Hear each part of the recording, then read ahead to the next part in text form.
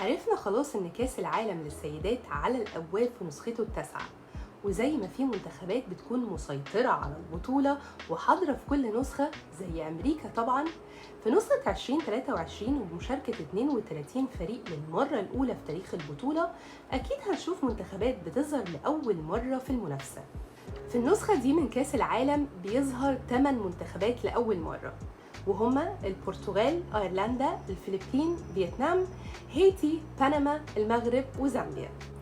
المنتخبات دي متوزعة على المجموعات عشان يكون في توازن، ولأن طبيعي إن ملهمش أي خبرة في البطولة، لكن ممكن نشوف منهم مفاجآت، وخصوصا بعد زيادة عدد المنتخبات هيكون في فرصة للتنافس بشكل أكبر. لكن منتخب أوروبي كبير زي منتخب البرتغال واللي شارك 8 مرات في كأس العالم للرجال، طبعا افتكرت رونالدو، وحقق فيه المركز الثالث والرابع، ده غير فوزه أوروبا ومنافسات عالمية تانية كتير. إلا إن منتخب السيدات إنجازاته لا تذكر رغم إنه تأسس عام 1981، وأول إنجاز حقيقي ليه هو التأهل لكأس العالم، ولو حقق فيه مركز كبير فهيدخل سيدات هذا الجيل التاريخ من أوسع أبوابه على المستوى الدولي. فهل ممكن نلاقي اسم كارولينا مانديس هدافة المنتخب البرتغالي حاليا برصيد 23 هدف بيتكرر كل ما تيجي سيرة المنتخب البرتغالي للسيدات؟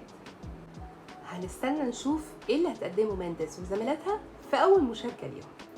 بعيدا عن البرتغال والمغرب، فالست دول الباقية اللي أول مرة تشارك في حاجة غريبة ومشتركة بينهم.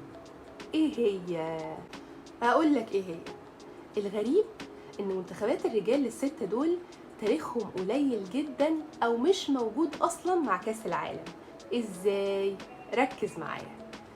مثلا الفلبين وفيتنام وزامبيا عمرهم ما تأهلوا لكأس العالم للرجال، وفعلا السيدات هي اللي ابتدت تصنع تاريخ لبلدها في البطولة. كمان هايتي وبنما كل فريق شارك مرة واحدة بس، وبنما اللي شاركت في نسخة 2018 وخسرت كل ماتشات المجموعات، وكلنا طبعا فاكرين السداسية اللي فازت بيها انجلترا عليها. اما ايرلندا فشاركت 3 مرات بس، واخر مشاركة ليها كانت سنة 2002. فكل المنتخبات دي مستواها قليل قوي في البطولة العالمية، فأي إنجاز ولو بسيط للسيدات هيكون بمثابة سطر جديد في كتاب تاريخ كل بلد من دول. نرجع بقى لمنتخبنا العربي الوحيد المشارك. لأول مرة هنشوف المغرب في كأس العالم للسيدات كأول منتخب عربي يتأهل للبطولة. المغرب ضمنت مكانها في كأس العالم بأستراليا ونيوزيلندا من بعد ما وصلت لربع النهائي في كأس الأمم الأفريقية اللي حققت فيه الوصافة من بعد ما فاز جنوب أفريقيا باللقب من أرض الأطلس. المغرب رغم خسارتها للنهائي لكنها قدمت أداء كبير على مستوى القارة الأفريقية في البطولة، وده اللي أهلها للمشاركة وسط الكبار في كأس العالم. لاجئات الأطلس وقعوا في المجموعة الأخيرة بجانب ألمانيا وكوريا الجنوبية وكولومبيا.